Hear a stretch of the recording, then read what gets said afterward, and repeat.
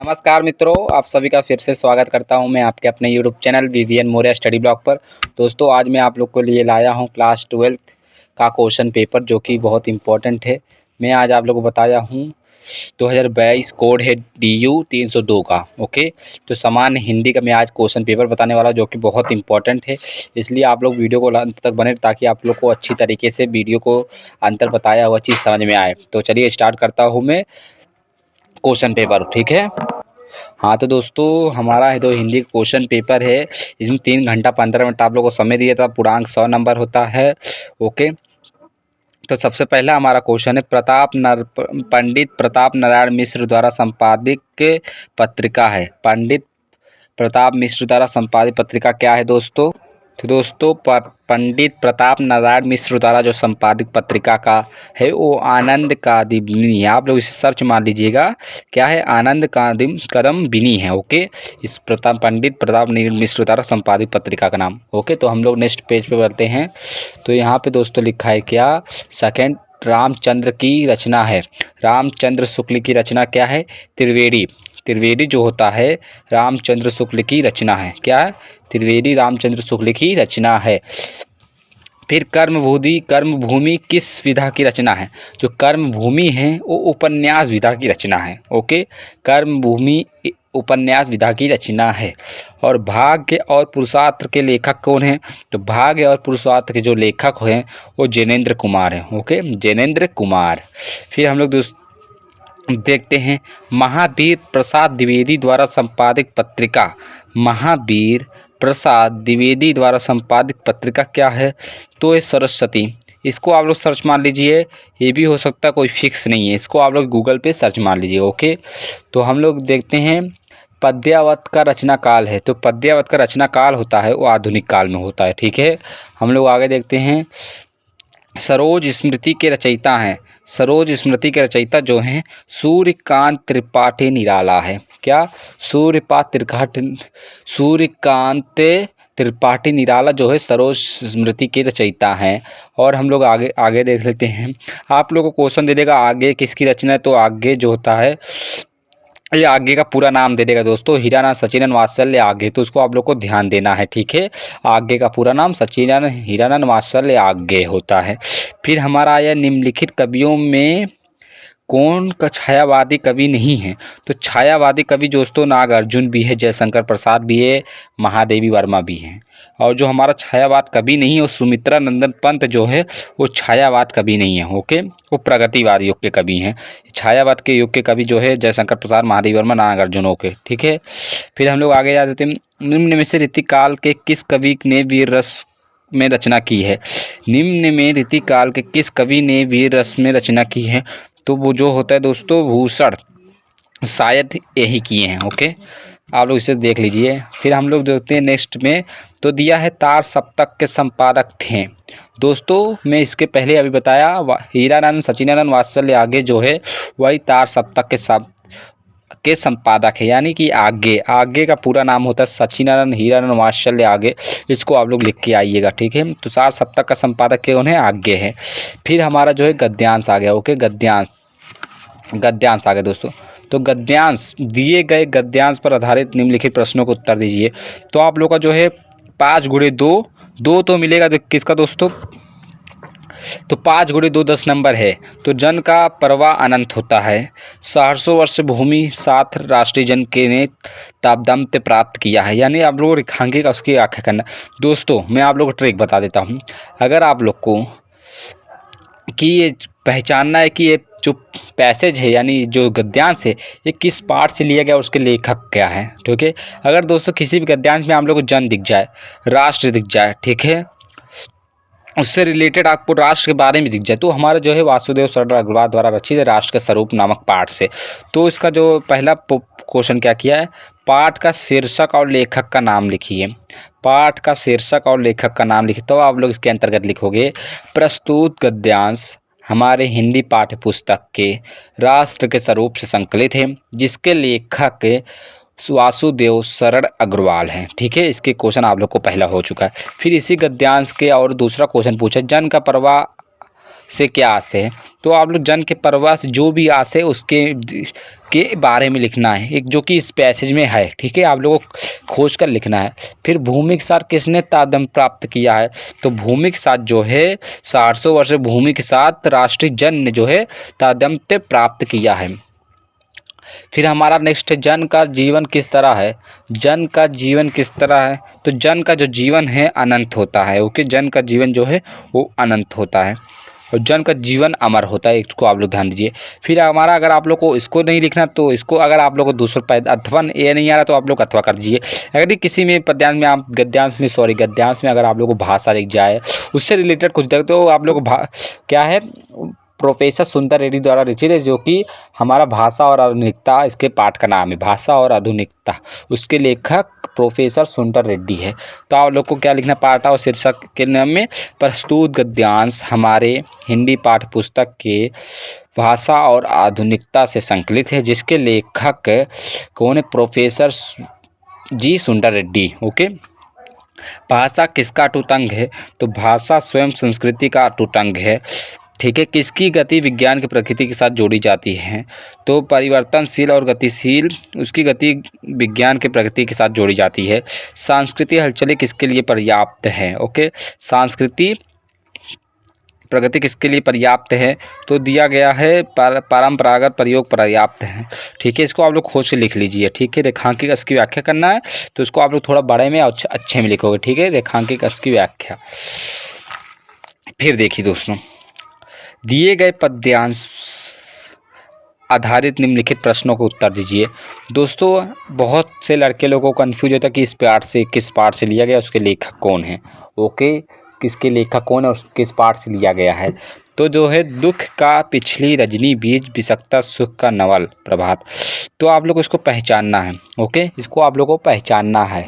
तो दोस्तों आप लोग इसको कैसे पहचानोगे कि ये किस पाठ से लिया गया और इसके लेखक कौन है, तो मैं आप लोग के लिए ट्रिक भी लाया हूँ। तो ट्रिक क्या है, इसको देखिए आप लोग कि इधर लिखा है, देखो ये जो है श्रद्धा मनु के अंदर, इसके अंदर से देखो, अगर इस पैसेज में किसी पैसेज में आप लोग को मंडल दिख जाए, अभिशाप दिख जाए, भोग वरदान समृद्धि चेतन अभिराम, इसमें देखिए अभिशाप और अभिराम, तो देखिए आप लोग इस पद्यांश में जो है अभिशाप आया है। अभिशाप का मतलब है अगर किसी पद्यांश में अभिशाप आ जाए, अभिराम आ जाए, हाँ, तो इसमें अभिशाप आप लोगों को दिख रहा है। ओके, इसमें अभिशाप दिख रहा है। तो अगर आप लोगों को किसी भी पद्यांश में मंडल अभिशाप भोग वरदान समृद्धि चेतन अभिराम दिख जाए तो आप लोगों को पहचानना है कि यह श्रद्धा मनु के द्वारा और जयशंकर प्रसाद द्वारा लिखे थे। ओके, लिखे थे। तो आप लोगों को दिख रहा है कि इसमें क्या लिखा है, इसमें लिखा है अभिशाप दिखे, अभिराम दिखे, मंडल दिखे और वगैरह दिख जाए तो आप लोगों को पहचानना है कि श्रद्धा मनु द्वारा जयशंकर प्रसाद लिखे थे। तो इसमें लिखा है कवि और कविता का नाम लिखिए, तो आप लोग को ये लिखना है कि इसके लेखक कौन है और किस पाठ से लिया गया। तो आप लोग को पता है कि श्रद्धा मनु से लिया गया, इसके लेखक जो है जयशंकर प्रसाद है। और इसका क्वेश्चन आप लोगों को इस पद्यांश में मिल जाएगा अगर आप लोगों ने अर्थ याद किया होगा। फिर दूसरे में दे दिया कवि और कविता का शीर्षक लिखिए। अब दूसरा पद्यांश आप लोग कैसे पहचानोगे, यदि आप लोगों को किसी पद्यांश में, ये तो मैं बता देता हूँ, बापू की प्रथि से लिया गया, जिसके लेखक जो है सुमित्रा नंदन पंत है। ओके, सुमित्रा नंदन पंत है, सुमित्रा नंदन पंत है। तो बापू की प्रथि से आप लोग कैसे पहचानोगे, देखिए दोस्तों, तो यहाँ देखिए बापू की प्रथि है तीसरा नंबर। तो तीसरा नंबर में यदि पद्यांश में आप लोग को अहिंसा दिख जाए और मानसिहीन दिख जाए तो ये आप लोग को तुरंत पहचानना है कि बापू के प्रतीक से लिया गया है। तो यहाँ देखिए इसमें इस पद्यांश में अहिंसा दिख रहा है, तो अहिंसा का मतलब ये है कि बापू के प्रथि से लिया गया और जिसके लेखक यानी कवि सुमित्रा नंदन पंत। तो कवि और कविता का शीर्षक लिखिए, यानी प्रस्तुत पद्यांश हमारी हिंदी पाठ्य पुस्तक के किससे लिया गया है, बापू के प्रथि से लिया गया है और जिसके लेखक सुमित्रा नंदन पंत हैं। अब मानव नश्वर संसार में होकर किसकी खोज करता है, तो आप लोगों को इस पद्यांश को अच्छी तरीके से पढ़ना होगा तभी आप लोग को आएगा, ठीक है। और मनुष्य क्या है सबको आप लोग को इसमें मिल जाएगा, ठीक है। फिर दोस्तों जो कि इम्पोर्टेंट है आप लोग के जीवन परिचय, तो जीवन परिचय दिखा है 5 नंबर का, और डॉक्टर हजारी प्रसाद, प्रोफेसर जी सुंदर रेड्डी, डॉक्टर APJ अब्दुल कलाम। और कवि में आ जाए तो मैथिली शरण गुप्त, अजय सिंह उपाध्याय, महादेव वर्मा। ओके, इसके बाद दे दिया पंचलाइट अथवा बहादुर कहानी का कथा वस्तु का सार लिखिए। यानी आप लोग को अच्छी तरीके से पहचानना है। आप लोगों को पंचलाइट तैयार कर लेना है। तीनों में से कोई एक तैयार होना चाहिए या फिर तीनों तैयार होना चाहिए। एक तैयार कर लो, दो रट लो, ठीक है, या फिर एक रट लो, दो तैयार कर लो। यानी इस दो को एकदम पढ़ो और एक को रटो, ठीक है। तो कहानी पे कहानी दे दिया है, पंचलाइट पे बहादुर पे ध्रुव यात्रा करके दे दिया। आप लोगों को कहानी में कोई टेंशन नहीं होगा। फिर हमारा बहुत इंपॉर्टेंट आता है, आप लोग को इसको याद कर लेना है। स्वपठित खंडकाव्य के आधार पर किसी एक खंड के एक प्रश्न का उत्तर दीजिए। अधिकतम शब्द सीमा कितना है दोस्तों? अधिकतम शब्द सीमा जो है 80 शब्द है। तो आप लोग को ये अपने अपने डिस्ट्रिक्ट में आता होगा, जिसके डिस्ट्रिक्ट में जो है उसको याद कर लेना है। जैसे मैं अम्बेडकर नगर डिस्ट्रिक्ट से हूँ, तो हमारा अम्बेडकर नगर जो में जो आता है वो मुक्ति यज्ञ आता है। यानी जो है गांधी जी के ऊपर आता है। तो गांधी जी ने जो जो आंदोलन किया था उसके बारे में आप लोग लिखना रहता है, अगर मुक्ति यज्ञ आया हो तो। फिर हमारा आया है क्या, ये अथवा अथवा सब दिया रहेगा जो है खंडकाव्य में। दिए गए संस्कृत गद्यांशों में से किसी एक का संदर्भ हिंदी में अनुवाद कीजिए। तो ये हमारा जो है 2 नंबर आप अगर लिखोगे इसके पाठ का नाम, तब आप लोग को 2 नंबर मिलेगा, ठीक है। ये जो हमारा पाठ का नाम है संस्कृतम महात्वम से लिया गया है, ठीक है। तो इसको आप लोग ट्रांसलेट करना, तो आप लोग को ट्रांसलेट करना जो है 5 मिलेगा, और जो इसके लिए पाठ का नाम लिखोगे तो इसका आप लोग को जो है 2 नंबर मिलेगा, ठीक है। फिर इसका जो है अथवा दिया, इधर देखिए अथवा दिया है, अथवा चेक करिए। फिर आप लोग दिए गए श्लोकों में से किसी एक का संदर्भ हिंदी में अनुवाद कीजिए। यानी 2 दिया है अथवा, फिर इन दोनों में से आप लोग को कोई एक ही करना है। इसका अगर आप लोगों ने संदर्भ लिख दिया तब आप लोग को ज़्यादा मिल जाएगा। तो इसका संदर्भ जो है दोस्तों, प्रस्तुत श्लोक हमारे संस्कृत खंडकाव्य से जातक कथा द्वारा संकलित है, ठीक है। इतना आप लोग लिखना है और उसका अर्थ लिखना, तो आप लोगों को 5 नंबर मिल जाएगा दोस्तों। इतना छोटे का तो मैं बता देता हूँ। नामे रोचते भद्रम व उल्लुक्ष्य भीमेनचम आक्रोध्यस्य मुखम पश्य कथम क्रुद्धो भविष्यति। तो इसका जो ट्रांसलेट होता है, हे भाई यानी हे भद्र, भद्र माने भाई, हे भाई मुझे उल्लू का राज अभिषेक होते हुए अच्छा नहीं लगता। हे भाई या फिर हे ब्रो, मुझे उल्लू का राज अभिषेक होते हुए अच्छा नहीं लगता। अक्रुद्धस्य मुख्यम पश्य कथम क्रुद्र भविष्यति। उसके मुख को तुम जब देखो, इसके मुख को तुम तब देखो जब वो क्रोध की अवस्था में हो। यानी हे भाई मुझे उल्लू का राज अभिषेक होते हुए अच्छा नहीं लगता, क्योंकि इसके मुख के तुम तब देखो जब उसके जो है उसका मुख क्रोध में हो। ओके, इतना आप लोग को आ गया। तो हम लोग आगे देख लेते हैं। निम्नलिखित मुहावरों और लोकोक्तियों में से किसी एक का अर्थ लिखकर वाक्य में प्रयोग करें। तो आँख का तारा होना मतलब लाडला होना, नाक में नकेल डालना यानी जो होता है दोस्तों चुंगली करना शायद, और मक्खन लगाना यानी अंदर ही अंदर अपने बहलाना, मन बहलाना, तो आप लोग पता है। और यानी आँख का तारा होना यानी जो अमित है अपने माँ के आँख का तारा है, यानी आप लोग लिख सकते हो।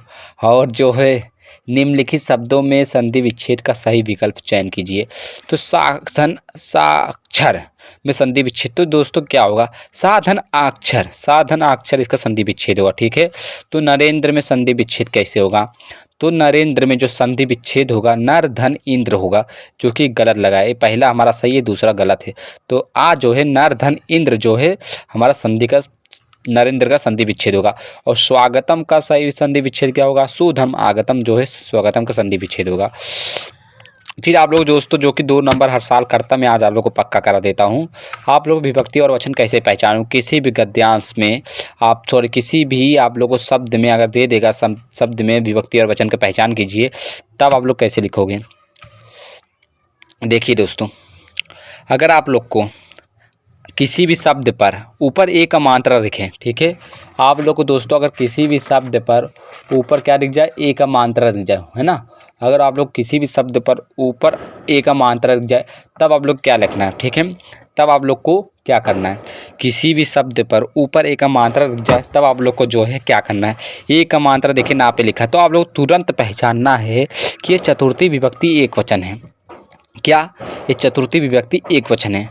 और नामना शब्द में विभक्ति और वचन क्या होगा, तो यदि आप लोगों को आ का मात्रा लास्ट में दिखे, आ का मात्रा लास्ट में दिखे, तब आप लोग पहचानना है कि तृतीय विभक्ति एक वचन होता है, तृतीय विभक्ति एक वचन, ठीक है। निम्नलिखित शब्द युग्म का सही अर्थ का चयन करके लिखिए। निम्नलिखित शब्द युग्मों का सही अर्थ का चयन करके लिखिए।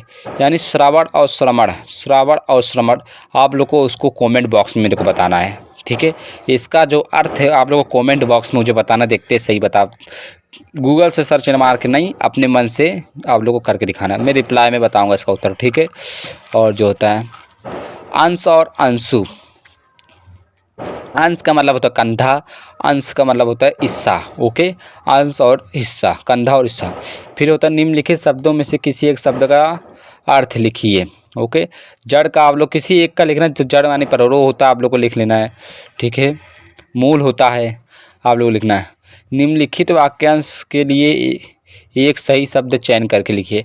यानी अनुकरण करने वाला अनुकरणी कहलाएगा, वन में रहने वाला वनवासी कहलाएगा।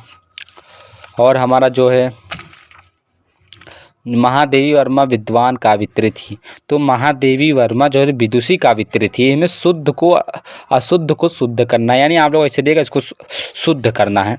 तो विद्वान जो है नर के लिए लगता है, यानी आदमी लोग के लिए, तो ये महिला है इसलिए विदुषी कवित्री, महादेवी वर्मा विदुषी कवित्री थी। अध्यापक कक्षा में पढ़ा रही हैं, तो अध्यापक कक्षा में पढ़ा रहे हैं, इसका ये रहेगा। तुम मेरे से मत बोले, तुम मुझसे मत बोलो, तुम मुझसे मत बोलो, ये शुद्ध होगा। मैं लड़के को पढ़ाया हूँ, मैं लड़के को पढ़ाई हूँ, ओके। श्रृंगार अथवा शांत रस का लक्षण सहित उदाहरण लिखिए। श्रृंगार रस क्या होता है? जहाँ श्रृंगार रस का स्थायी भाव रति होता है, जहाँ रति नामक विभव अनुभव संचारी भाव से पुष्ट होता है, वह श्रृंगार रस कहलाता है। इसका उदाहरण क्या होता है? सजना है, मुझे सजना के लिए श्रृंगार रस का जो है उदाहरण है। फिर हमारा देता है खा का अनुप्रास अलंकार अथवा रूपक अलंकार की परिभाषा लिखते हुए एक उदाहरण दीजिए। तो अनुप्रास अलंकार का आप लोग सुनिए, जहाँ पे आप लोग वर्ड की आवृत्ति बार बार होती है, जैसे तरनी तनुजा तमाल तरवर बहुछा है, जहाँ पर आप लोग देखो ता ता ता शुरुआत में आ रहा है, यानी तरनी तनुजा तमाल तरवर बहुछा है। अगर आप लोग को दिखे तब आप लोग को अनुप्रास अलंकार पहचानना है। यहाँ पे वर्डों की आवृत्ति बार बार होती है, अनुप्रास अलंकार कहलाता है। अथवा दिए रूपक अलंकार, रूपक अलंकार में क्या होता है? जहाँ पर क्या होता है जहाँ पर उपमेय में उपमान की समानता दी जाए, उपमेय में उपमान की समानता दी जाए, वो रूपक अलंकार होता है। जैसे हो गया चरण कमल बंदो हरिराई। हाँ, तो हम लोग देखते दोहा, आप लोग वीडियो को लास्ट तक देखें ताकि अच्छे तरीके, और अच्छा लगे तो वीडियो लाइक, चैनल को सब्सक्राइब कर दीजिए। तो दोहा छंद अथवा सोठा छंद का लक्षण एक उदाहरण दीजिए। तो दोहा तो आप लोग को लिखना है, दोहा जो होता है, सॉरी इस सोठा का उल्टा आप लोग कह सकते हो। ऐसे तो जो सोठा में लिखते हैं दोहा का उल्टा होता है, आप लोग इसमें दोहा में लिख सकते हो सोठा का उल्टा होता है।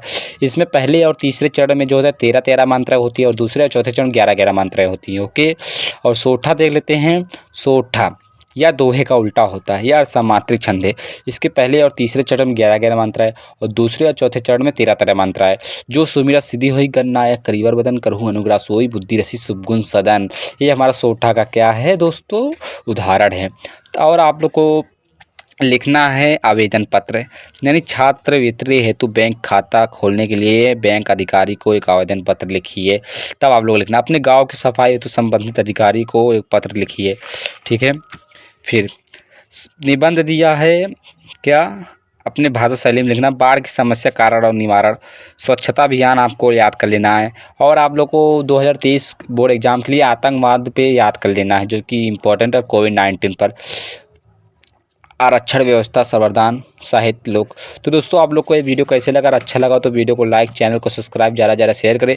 तो 2023 16 फरवरी को आप लोग स्टार्ट रहिए, क्योंकि आप लोग को पेपर आने वाला है दोस्तों 16 फरवरी, यही फरवरी का महीना है, और यहाँ पर 16 दिया है।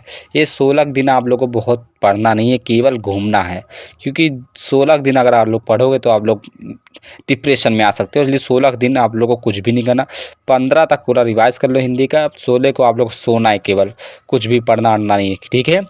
तो मिलता हूँ मैं नेक्स्ट वीडियो में। अगर अच्छा लगा तो वीडियो को लाइक, चैनल को सब्सक्राइब, ज़्यादा शेयर कर दीजिए। जय हिंद, जय भारत।